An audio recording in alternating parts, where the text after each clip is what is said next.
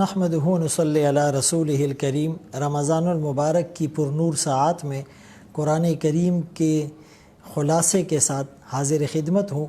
آج 90 پارے کا خلاصہ پیش کیا جائے گا۔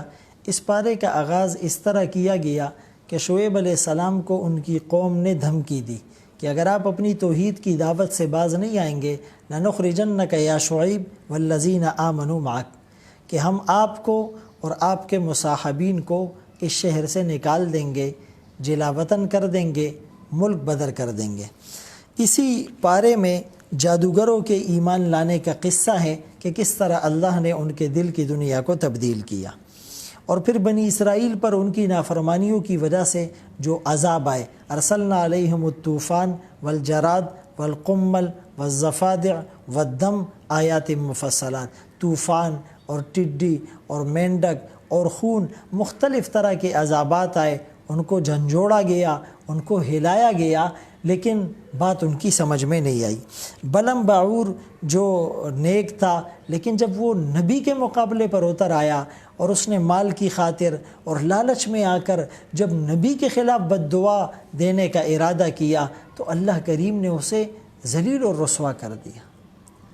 واتبع اہواہ، فرمایا اس نے خواہشات کی اتباع کی۔ فمثلہ کمثل الکلب، اسے کتے کی طرح قرار دیا گیا، اس کی زبان ہر وقت لٹکی رہتی تھی۔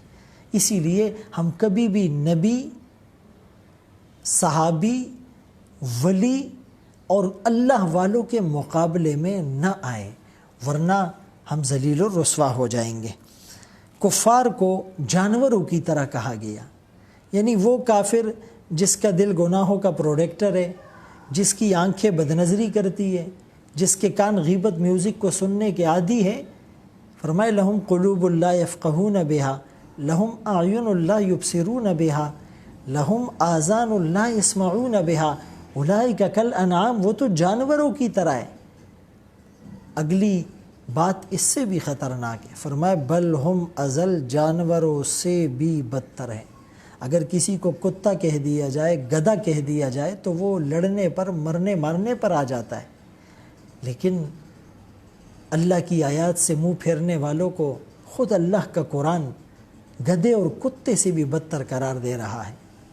اسی لیے غفلت کی زندگی کو چھوڑ دیں۔ سورہ انفال 75 آیات 10 رکوع پر مشتمل ہے۔ انفال نفل کی جمع ہے، انعام کو کہتے ہیں، اس سے مال غنیمت مراد ہے۔ جنگ بدر میں اللہ نے مسلمانوں کو فتح نصیب کی اور مال غنیمت بھی حاصل ہوا، تو اس کے کچھ احکامات اور فضائل بتائے جا رہے ہیں۔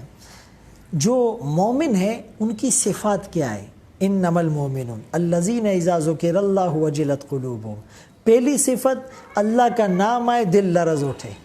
اذا تلیت علیہم آیات زادتہم ایمانا، دوسری صفت قرآن کی آیات ان پر پڑھی جائے، ایمان کا لیول بڑھتا جائے۔ وعلی ربہم یتوکلون، تیسری صفت اپنے رب پہ توکل کی ہے۔ چوتھی صفت یقیمون الصلاۃ، قائم کرتے ہیں، کبھی جماعت سے، کبھی تنہا، کبھی پڑھی کبھی چھوڑ دی، نہیں، جماعت کے ساتھ، پابندی کے ساتھ، دوام کے ساتھ پڑھتے ہیں۔ اور پانچویں صفت اللہ کے دیے ہوئے مال میں سے رزق خرچ کرتے ہیں۔ ان 5 صفات کے حامل کو مومن قرار دیا گیا ہے۔ اسی طرح اسی سورہ انفال میں اور 90 پارے کے آخر میں اللہ کریم نے 6 بار ایمان والوں کو خطاب کی۔ یا ایھا الذین آمنوا، پہلی دفعہ اذا لقیتم الذین کفروا زحفا فلا تولوہم الادبار، کافروں سے جنگ میں سامنا ہو جائے پیٹ پھیر کر بھاگنا نہیں ہے۔ دوسرے موقع پر کہا یا ایھا الذین آمنوا اطیعوا اللہ، اللہ رسول کی اطاعت کرنی ہے۔ تیسرے موقع پر کہا یا ایھا الذین آمنوا استجیبوا للہ وللرسول، اللہ رسول کی بات ماننی ہے، اللہ رسول کی پکار پر جواب اور لبیک کہنا ہے جب وہ تمہیں پکارے، اسی لیے کہ اسی میں تمہاری حیا اور بقا ہے۔ چوتھے نمبر پر یا ایھا الذین آمنوا لا تخونوا اللہ والرسول، اللہ سے اور اس کے رسول سے خیانت نہیں کرنی۔ آج ہم خیانت سے کتنا ڈرتے ہیں، اس سے خیانت نہیں کرو، اس کو دھوکہ نہ دو، لیکن نعوذ باللہ اللہ رسول سے خیانت کا سلسلہ جاری اور ساری ہے۔ 5ویں موقع پر یا ایھا الذین آمنوا ان تتقوا اللہ، ایمان والو تقوی اختیار کرو گے اللہ حق اور باطل سے نکلنے کی صلاحیت اور روشنی عطا کر دیں گے، گناہوں کو مٹا دیں گے۔ اور چھٹی دفعہ یا ایھا الذین آمنو کہہ کر کہا گیا فثبتوا، کہ تم نے ثابت قدم رہنا ہے، تم نے اللہ کے اس دین پر جس کے لیے لاکھوں انبیاء نے قربانی دی، صحابہ نے جانوں کے نذرانے پیش کی، اکابرین اور اولیاء نے اپنی زندگیاں لٹا دی، تم نے بھی اس پر ثابت قدم رہنا ہے۔ اللہ ہم سب کو ان باتوں پر عمل کی توفیق نصیب فرمائے۔ وآخر دعوانا ان الحمد للہ رب العالمین۔